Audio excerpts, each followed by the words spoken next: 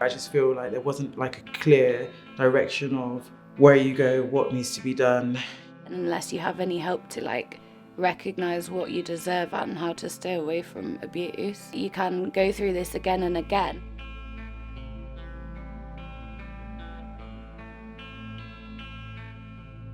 Having to repeat your story again and again and again, it's re-traumatising. So this kind of cycle of trauma that victims have to go through, and then you just find yourself straight back at the beginning again.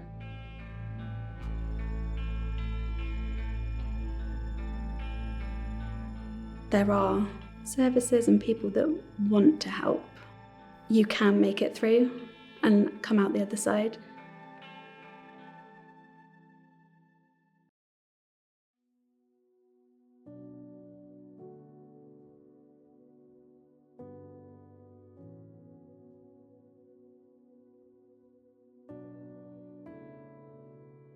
It shapes who you are. It's built into the fabric of who you are as a person, and everything is coloured by it in some way. It's a presence that never leaves you. It's just part of you. It's part of your mind and your body and your reactions and who you are in the world and how you interact with it, how you interact with other people. I think what we need is systematic change and stronger communities, stronger support systems and better services for people to be able to speak about these things without feeling shame. You yourself as a professional can shut down because, it is quite traumatic to be witnessing on and hearing about those things. So I think the more we talk about it, the more those professionals can kind of keep up to date with the things that help. There are so many parts to domestic abuse. I think the biggest misunderstanding when it comes to domestic abuse is that, one is that it's physical abuse, and two, that the person that is the perpetrator of the abuse is only somebody that you are in an intimate relationship with. My personal experience is the psychological and emotional abuse has done far much more damage to me and my child than the physical abuse has. Really just damaging my self-esteem and my confidence. He made me feel like I couldn't find a healthy relationship, and this was like the best I was gonna get. And I felt like, as a single parent, he's probably right. I might as well just stay in this. It distorts your view about what relationships are supposed to be like, and people don't realise that after going through the first time they're violent or controlling, that you don't just leave because you really think they love you. So in my mind, I'm not even sure what it's like having a healthy relationship or healthy love. It's important to talk about this because I don't think the system understands that it needs to do more to help people find their way back again. It's not working. We can see it's not working.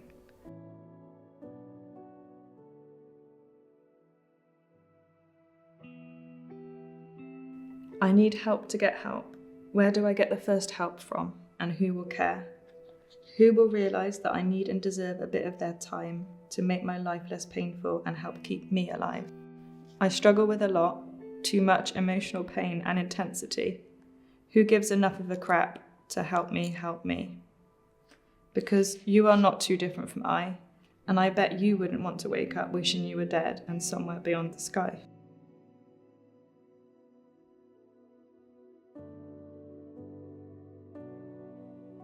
You literally pass between all these different agencies, and you're almost just asking one of them to do what they should be doing to stop that happening. It's just trial and error. So you're literally phoning this place, that place, on this website, on that website, getting all these phone calls coming through, and sometimes you're forgetting who's from where and what they're supposed to be doing.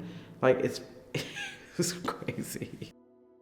When you can't even cope with basic functioning like showering and getting food, how are you supposed to suddenly take on full-time admin stuff trying to get hold of services? And especially because at the time I was homeless, I didn't even always have a phone with charger or anything. The services just need to be a little bit more open with each other. You're constantly asked to go through all of your experience and your story repeatedly. I think for me, definitely, it would have been a lot easier if I hadn't had to go over everything every time I was passed to someone else. I had times where I would spend an hour on the phone with them and they would do all these questions with me and then would just send me a message and say, actually, you don't fit here, like we can't offer you support, you need something else. And I think that's, where a lot of the frustration comes from. We just want what we should be, entitled to, and that's just kindness and support. I've had police kind of put it back onto me, what would you like us to do? I felt like I had to be the one in charge of the situation, and I felt far from being capable of doing that at the time. I felt like I was encouraged to report and then encouraged to prosecute, but then if you don't want to prosecute, they're kind of like, well, we'll log it, you're back on your own.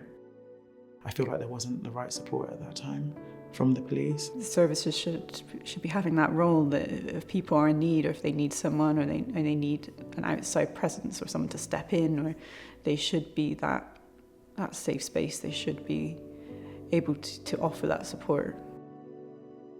Children's Services contacted me and asked to call me in for a meeting. They told me that if I left that I'd be protected, that he'd have to attend a perpetrator programme, that he wouldn't be able to take our son from me. And then after I left, 3 weeks after I left, they closed the case against him because they said that the abuse had been directed at me and therefore not my son. So everything was fine.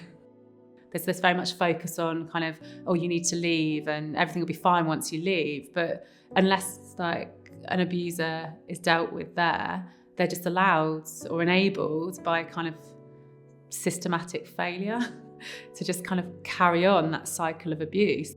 So what's the point in leaving? There are that coercive controlling behaviour that continues, especially if you've had a child with that person. Even going through the family courts, there's a constant battle, and I think that has taken its toll. She undermined police evidence, suggested that I'd lied and that Children's Services hadn't carried on with investigating him because they didn't believe me. And I got dragged through the most traumatic 5 hours of my life, literally thinking, you're supposed to be protecting me. There's so many people left on the sidelines that aren't able to access support, or they give up in despair, or they slip through the net because they don't fit. I think so many people are lost that way.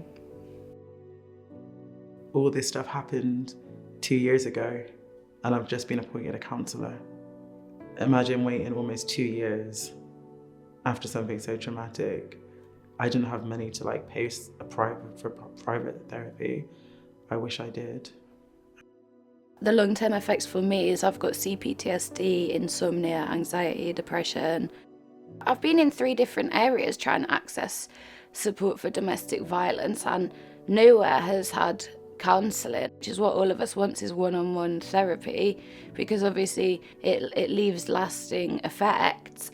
When you're in a place of complete overwhelm or loss or isolation or darkness, that link with the outside world is vital. That sense that you matter, that you're seen within services. I've had people who have been that kind of anchor or that grounding presence. The people that did things well were the ones that didn't question any of the things that I said, because a lot of really strange things can happen in abusive relationships, and that's something that's really hard to open up about. I was scared to leave the house. I was scared to even put the rubbish outside. And I got passed over to a different support worker. She'd take it really serious and just give me little tips, bring your phone out and just have it on 999. Anything that's going to make you feel safe. That was helpful. I think it's really important for organisations to listen to the lived experience of people that are using their services and understanding when things aren't going right. If you know it's going on and you do nothing, then you're enabling it to continue. I think if they had better communication lines between the different services and professionals, it wouldn't all be on us to have to explain everything that we've been through each time. You feel like all of the weight is on the victim to make change, and the victim to change their life, to move house, to do all these things, but that the perpetrator is just allowed to carry on as normal. I feel like there needs to be much more focus looking at where the abuse has come from and how that should be dealt with. I want to say to professionals that they need to believe people and take people seriously, and not just see it as a job, but see it as it can be life or death for people, and they don't need to always have the answers, but just to be there for people. You can change this. You're part of it. You can make a difference in someone's life for the better. And listen to each person's story. Don't assume you know it. And each one deserves your support. Each person is as important as the other one. These immense, painful, hurtful feelings inside come from things that happened out there. Services need to wake up and see that the innocent are dying. We need your attention and compassion now, because we as survivors are always trying. Domestic violence and abuse leaves marks not just on our skin, but truly deeply inside our brains and hearts.